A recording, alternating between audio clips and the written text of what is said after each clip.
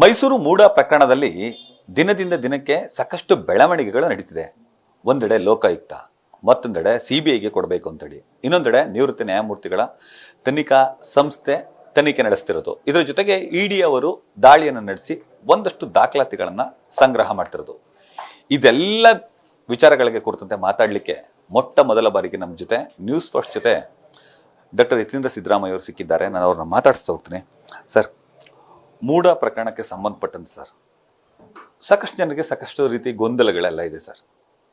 ಈ ಪ್ರಕರಣದಲ್ಲಿ 14 ಸೈಟ್ ವಿಚಾರಕ್ಕೆ ಸಂಬಂಧಪಟ್ಟಂಗೆ ಸರ್, ಸಿದ್ದರಾಮಯ್ಯ ಅವ್ರನ್ನ ಮತ್ತೆ ಅವ್ರ ಕುಟುಂಬದವ್ರನ್ನ ಟಾರ್ಗೆಟ್ ಮಾಡ್ತಿದ್ದಾರೆ ಅಂತ ಅನಿಸ್ತಿದೆಯಾ ಸರ್? ಹೌದು, ಖಂಡಿತ ಟಾರ್ಗೆಟ್ ಮಾಡ್ತಿದ್ದಾರೆ. ಮೂಡನ ಹಗರಣ ಅಂತ ಹೇಳಿ ಬಿಂಬಿಸ್ತಿದ್ದಾರೆ. ಬಟ್ ಅದ್ರೊಳಗೆ ಏನು ಹಗರಣ ಇಲ್ಲ.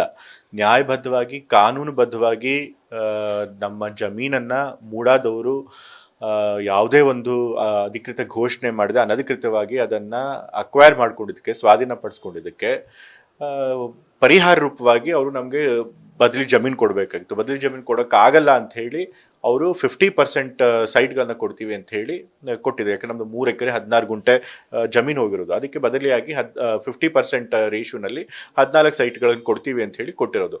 ಅದು ಬೇರೆಯವ್ರಿಗೂ ಕೂಡ ಕೊಟ್ಟಿದ್ದಾರೆ. ಹಿಂದೆ ಕೂಡ ಯಾರ್ಯಾರು ಈ ರೀತಿ ಅನಧಿಕೃತವಾಗಿ ಸ್ವಾಧೀನ ಮಾಡ್ಕೊಂಡಿದ್ದಾರೆ ಮೂಡಾದವರು, ಅವರಿಗೆ ಪರಿಹಾರ ರೂಪದಲ್ಲಿ ಹಿಂದೆ ಬೇರೆಗೂ ಕೊಟ್ಟಿದ್ದಾರೆ. ಅದೇ ರೀತಿ ನಮಗೂ ಕೂಡ ಕೊಟ್ಟಿದ್ದಾರೆ. ಹಾಗಾಗಿ ನೋಡಿಗೆ ಏನು ಹಗರಣ ಇಲ್ಲದೇ ಇದ್ರೂ ಕೂಡ ಅದನ್ನು ಹಗರಣ ಅಂತ ಬಿಂಬಿಸಿ ಸುಳ್ಳು ಆರೋಪ ಮಾಡಿ ಹೇಗಾದ್ರೂ ಮಾಡಿ ತಂದೆಯವರ ವರ್ಚಸ್ ಕುಗ್ಗಿಸ್ಬೇಕು, ಅನ್ನು ಹಣಿಸ್ಬೇಕು ಅಂತ ಹೇಳಿ ಪ್ರಯತ್ನ ಮಾಡ್ತಿದ್ದಾರೆ. ಮತ್ತೆ ಇದ್ರೊಳಗೆ ಬರೀ ಸುಳ್ಳು ಆರೋಪ ಮಾತ್ರ ಮಾಡ್ತಿಲ್ಲ. ಬದಲಾಗಿ ಇದು ಏನ್ ಮಾಡ್ತಿದ್ದಾರೆ ಅಂತಂದ್ರೆ, ಕೇಂದ್ರ ಸರ್ಕಾರನ ಉಪಯೋಗಿಸ್ಕೊಂಡು ರಾಜ್ಯಪಾಲರ ಕಚೇರಿಯನ್ನು ಉಪಯೋಗಿಸ್ಕೊಳ್ಳುವಂಥದ್ದು, ತನಿಖಾ ಸಂಸ್ಥೆಗಳನ್ನ, ಕೇಂದ್ರ ತನಿಖಾ ಸಂಸ್ಥೆಗಳನ್ನ ದುರ್ಬಳಕೆ ಮಾಡ್ಕೊಳ್ಳೋದು, ಇದನ್ನೆಲ್ಲ ಮಾಡಿ ಅವರು ಹೇಗಾದ್ರೂ ಮಾಡಿ ಸುಳ್ಳು ಆರೋಪ ಮಾಡಿ ತಂದೆಯವ್ರನ್ನ ಕೆಳಗಿಳಿಸ್ಬೇಕು ಅಂತ ಪ್ರಯತ್ನ ಮಾಡ್ತಾರೆ, ಅಧಿಕಾರದಿಂದ ಕೆಳಗಿಳಿಸ್ಬೇಕು ಅಂತ ಹೇಳಿ. ಬಟ್ ಅಲ್ಟಿಮೇಟ್ಲಿ ಸತ್ಯ ನ್ಯಾಯ ಯಾರ ಕಡೆ ಇರುತ್ತೆ ಅವ್ರಿಗೆ ಜಯ ಸಿಗುತ್ತೆ. ಸತ್ಯ ನಮ್ಮ ಪರವಾಗಿದೆ. ಹಾಗಾಗಿ ಸಿದ್ದರಾಮಯ್ಯ ಅವರು ಇದರಿಂದ ಆರೋಪ ಮುಕ್ತರಾಗಿ ಹೊರಗೆ ಬರ್ತಾರೆ.